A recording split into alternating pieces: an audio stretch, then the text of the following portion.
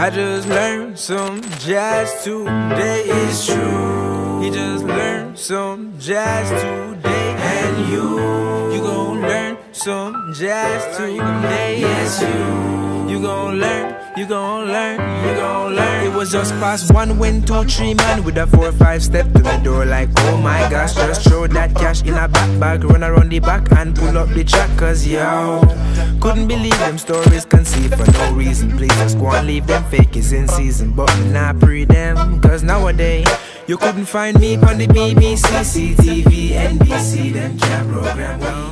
Better them try to go and see. 반갑습니다. 최 목사의 영감 서재에 오신 것을 환영합니다. 저는 서재지기 최병하 목사입니다. 오늘은 켄트 하루프의 밤에 우리 영혼은, 이 책을 소개하려고 합니다. 이 책을 통해 가지고 영혼에 대한 이야기를 할 텐데, 이 영혼에 대한 이야기를 나중에 이제 플라톤 철학하고도 이렇게 연결하면서 플라톤 철학 책을 조금 읽으려고 합니다. 켄트 하루프는 1943년 미국 콜로라도주 푸에블로에서 감리교 목사의 아들로 이렇게 태어났다고 이야기합니다. 푸에블로는, 여러분들 푸에블로 이렇게 생각나십니까? 1968년 1월 23일인가요? 그때 동해안에서 미국 해군 정보 수집함이었던 푸에블로가 북한에 의해서 납치당한 적이 있었죠. 그 이름이 이제 푸에블로입니다. 근데 실제로 이제 이 푸에블로라는 이름이 스페인어로는 마을을 뜻해요. 그리고 라틴어로 파플루스라고 이야기를 하는데, people, 그러니까 사람, 민중, 뭐 그런 뜻이겠죠. 그래서 스페인 사람들이 아메리카 대륙으로 갔을 때 그 마을에 사람들이 있는 거, 그 사람들, 뭐 마을, 이런 말로 이제 푸에블로라는 말이 생겼죠. 미 해군 정보 수집함이 1968년 1월 23일 납포되었고, 나중에 이제 판문점으로 이제 귀환하긴 합니다. 이 해군들이.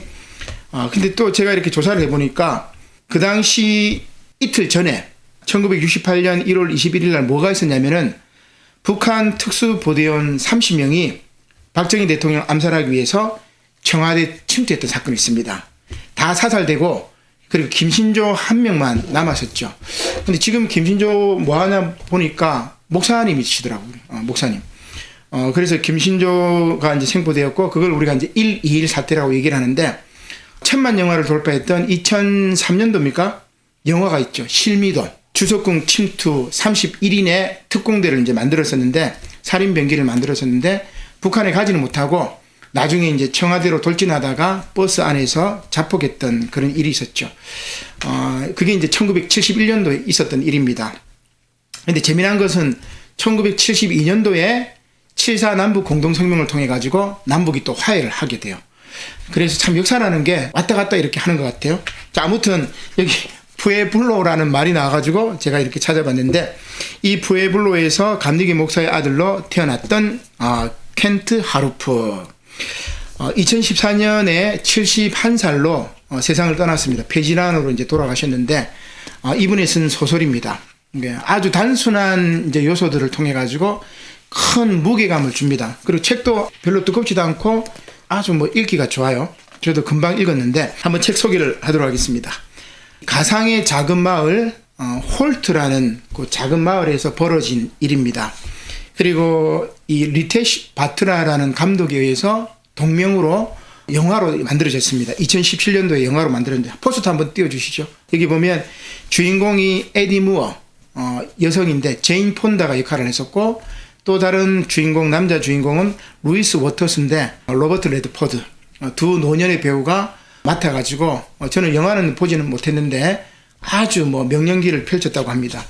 70대의 이 두 노인들의, 어른들의 믿음과 우정을 보여주는 그런 책이고, 나이 듦에 대한 아름다운 혹은 씁쓸한 그런 것들을 읽을 수 있는 책입니다. 서재에서 책을 빼가지고 여러분들에게 가장 충격적이지만 솔직한 서두를 한번 읽어드리도록 하겠습니다. 그러던 어느 날 에디 무어는, 여자 주인공입니다. 70세입니다. 루이스 워터스를 만나러 갔다. 루이스 워터스는 남자입니다. 자, 5월, 아직 완전히 어두워지기 바로 전에 저녁이었다. 그러니까 저녁 무렵에 에디 무어가 루이스 워터스라는 다른 남자, 두 사람 다 이제 사별했어요. 만나러 갔습니다. 두 사람은 한 블럭을 사이에 두고 살았다. 누름나무와 팽나무들 그리고 한 그루 단풍나무가 길가에 늘어서서 자라고 거기서부터 2층 집들 앞까지 푸른 잔디가 펼쳐져 있는 이 도시에서 가장 오래된 마을이었다. 낮 동안 더웠으나 저녁이 되며 선선해졌다. 보도를 따라 나무 그늘 아래를 걷던 그녀의 발길이 루이스의 집 쪽으로 접어들었다. 자, 루이스가 문을 열고 나타나자 그녀가 입을 열었다.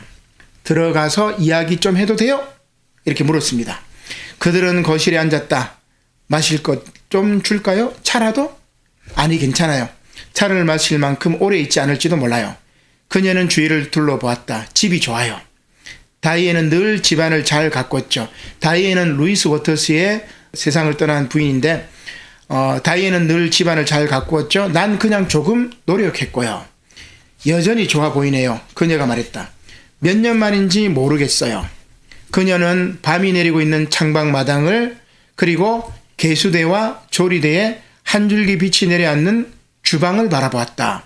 모두 깔끔하고 단정해 보였다. 그는 그녀를 바라보고 있었다. 미인이라고. 그는 언제나 생각했었다. 젊을 적에는 짙었던 머리칼이 이제 백발이었고 짧게 잘려 있었다.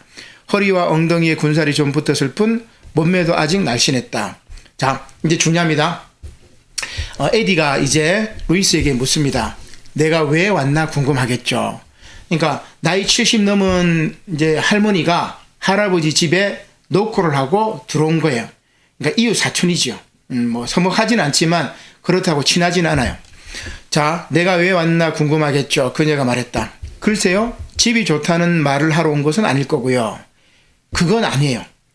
제안을 하나 하려고요. 그래서 제인 폰단가? 자, 그래요? 네, 일종의 프로포즈랄까? 그렇군요. 결혼은 아니고요. 그녀가 말했다. 아닐 거라고 생각했어요. 하지만 약간 비슷한 것이긴 해요. 그런데 말을 할 수 있을지 모르겠어요. 겁이 나네요. 그녀가 소리내어 조금 웃었다. 이렇게 말해놓고 보니 정말로 결혼과 비슷하군요. 그 루이스가 궁금해합니다. 이 여자가 찾아와가지고 뭐 그 결혼은 아닌데 뭐 프로포즈 비슷한 걸 얘기를 하겠다고 하니까 드디어 이제 얘기를 합니다. 좋아요. 이제 말할게요. 듣고 있어요? 루이스가 말했다. 자, 정말 중요합니다. 가끔 나하고 자러 우리 집에 올 생각이 있는지 궁금해요. 뭐라고요? 무슨 뜻인지 이 루이스가 물어보는 거예요. 할머니가 할아버지 집에 찾아와가지고 똑똑똑 가끔 우리 집에 자러 올 생각 있어요. 이걸 물은 거예요. 지금 저도 처음 읽을 때 깜짝 놀랐습니다. 소문이 너무 이제 아주 뭐 충격적이죠. 자, 무슨 뜻인지 루이스가 물으니까 에디가 이렇게 이야기합니다. 우리 둘 다 혼자잖아요. 혼자 된 지도 너무 오래됐어요. 벌써 몇 년째예요. 난 외로워요. 당신도 그러지 않을까 싶고요. 그래서 밤에 나를 찾아와 함께 자줄 수 있을까 하는 거죠. 이야기도 하고요. 이렇게 얘기합니다. 그는 그녀를 바라보았다. 호기심과 경계심이 섞인 눈빛이었다. 아무 말이 없군요. 내가 말문을 막아버린 건가요? 그녀가 말했다. 그런 것 같네요. 섹스 이야기가 아니에요. 그러잖아도 궁금했어요. 아니, 섹스는 아니에요. 그런 생각은 아니고요. 나야 성욕을 잃은 지도 한참일 텐데요. 밤을 견뎌내는 걸, 누군가와 함께 따뜻한 침대에 누워있는 걸 말하는 거예요. 나란히 누워 밤을 보내는 걸요. 밤이 가장 힘들잖아요? 그렇죠. 이렇게 묻는 겁니다. 그죠. 너무너무 저는 이거 읽으면서 70 어른들의 마음이 이렇게 느껴지더라고요. 그래요. 잠을 좀 자보려고 수면제를 먹거나 늦게까지 책을 읽는데 그러면 다음날 하루 종일 몸이 천근이에요. 나 자신에게는 물론이고 다른 사람에게도 아무 쓸모없게 돼버리는 거죠. 나도 경험해봐서 알아요. 그런데 침대에 누군가가 함께 있어준다면 잠을 잘 잘 수 있을 것 같아요. 좋은 사람이 가까이 있다는 것, 밤중에 어둠 속에서 대화를 나누는 것. 그녀가 말을 멈추고 기다렸다. 어떻게 생각해요? 여러분 어떻게 생각합니까? 나이 70에 부인도 없고 혼자 살아요. 그런데 앞집에 혼자 사는 70 할머니가 찾아와서 노크를 하고 밤에 같이 잠 좀 잡시다. 밤에 혼자 자기가 무섭고 힘들어요. 그리고 육체적인 관계를 맺는 것이 아니라 그저 이야기도 하고 옆에 있어 주기만 해줘요. 그 이야기입니다. 저는 이거 보면서 정말 밤에 혼자 있는다는 것, 우리 젊은 사춘기 애들은 뭐 밤이 좋잖아요. 그죠? 토요일은 밤이 좋아. 근데 70이 넘었을 때 혼자 밤을 지새는 뭐 고독사도 많잖아요. 그런 분들이 마음이 이렇게 느껴지더라고요. 자, 그래서 언제 시작하고 싶은데요 하면서 이 두 사람의 새로운 인생이 시작이 되는 겁니다. 이것이 이제 가장 충격적이지만 솔직한 서두였죠. 그래서 노년의 새로운 모험이 시작이 됩니다. 동거가 아니고 밤에 같이 잠만 자는 거죠. 두 노인의, 두 어른의 밤에 같이 잠을 자면서 이야기를 나누고 외로움을 견디는 게 잘 될까요? 잘 안 될까요? 잘 안 됩니다. 왜 그러냐면은 에디의 아들이 있어요. 진이라는 에디의 아들이 그 사실을 알았어요. 동네에 소문이 나버린 거예요. 그래서 동네 사람들이 막 수군대는 거예요. 근데 이 두 사람은 동네 사람들이 수군대는 거 상관없어. 두 사람만 좋으면 되니까. 그런데 아들이 그 소문을 듣고 찾아와가지고 아들의 반대로 모험이 끝납니다. 그 얘기가 이제 이 책에 나오는데 제가 한번 그 부분 또 읽어볼게요. 서재니까 우리 책 읽는 게 좋을 것 같아요. 진이 왔어요. 우리한테 할 말이 있대요. 바로 갈게요. 진은 거실에 에디 맞은편 소파에 앉았었다. 그가 말했다. 앉으세요, 루이스. 루이스가 그를 바라보고 에디에게 다가가 입에 키스를 했다. 보란 듯이 그랬다. 그리고 자리에 앉았다. 무슨 일이지? 본론으로 들어갈게요. 진이 말했다. 오후 내내 기다렸어요. 우리가 어디 갔다 왔는지 말해줬어요. 에디가 말했다. 대단한 것도 아니더군요. 어떻게 활용하는지 누구랑 함께 있는지가 중요한 거지. 루이스가 말했다. 그래서 여기 온 거예요. 이 일 그만두세요. 우리가 함께하는 것에 관한 말인가? 루이스가 말했다.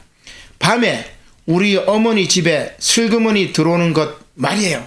하면서 주인이 화를 내면서 말했죠. 슬그머니 기어 들어오다니 그런 사람 없어. 에디가 어머니가 이제 말을 하는 거죠. 옳은 말씀이에요.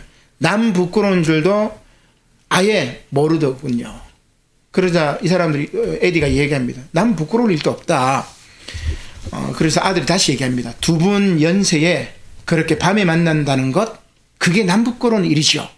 그죠? 우리 지금 상식적으로 생각하면 뭐 그렇게 볼 수 있습니다. 맙소사 내 나이 70이야. 동네 사람들이 뭐라고 생각하건 하나도 신경 안 쓴다. 사실 우리 사이를 지지하는 사람들도 없지 않고 그래서 밤에 노년에 함께 외로움을 견디는 것 지지하는 사람들도 있단 말이에요. 그러나 아들은 이렇게 얘기합니다. 나는 상관 있어요. 내 어머니를 덴버로 데려가고 내 아들을 산으로 데려가고 참 어이가 없네요. 그러니까 두 사람이 이제 데이트를 하면서 그 에디의 이제 손자까지 데리고 또 같이 자기도 하고 막 그렇게 했어요. 참 어이가 없네요. 두 분이 아이를 데리고 한 침대에서 잤다니 기가 막혀서 뭐 그런 이야기를 하는 거죠. 그래서 이 진이 이렇게 이야기합니다. 뭐라고 얘기하냐면 어머니랑 떨어지시고 내 아들도 그냥 두세요. 우리 어머니 눈떡 그만 들이시고요. 루이스가 굉장히 이제 상처를 받았겠죠. 그 다음에는 뭐냐면 아들 따라 이제 간 거예요. 이사를 가버렸죠.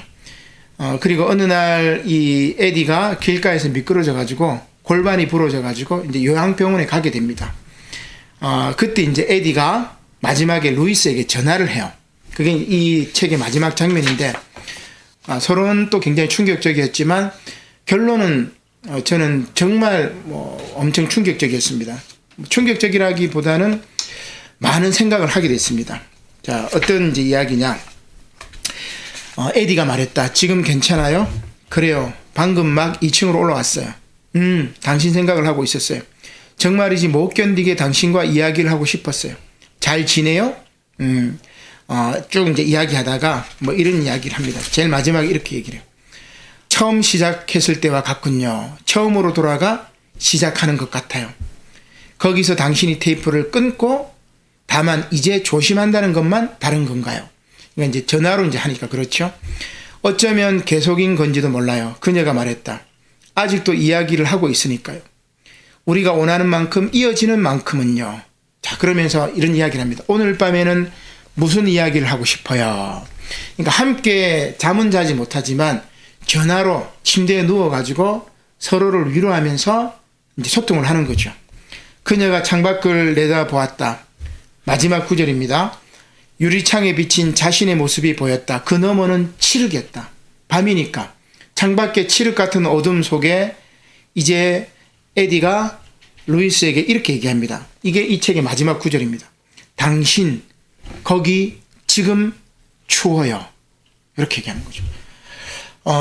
영화로는 어떻게 봤을지는 모르겠지만 저는 이게 상상이 되죠. 그러니까 아들 때문에 두 사람이 떨어졌어요. 그리고 전화를 통화하고 그리고 칠흑 같은 어둠이 창밖에 펼쳐져 있고 그러면서 루이스에게 당신 거기 지금 추워요 물어보는 거죠. 참 가장 슬픈 결말이 아닐까 뭐 저는 이제 그런 생각이 드는데 저는 이제 이 책을 통해 가지고 세 가지를 이제 이야기를 할 수 있습니다.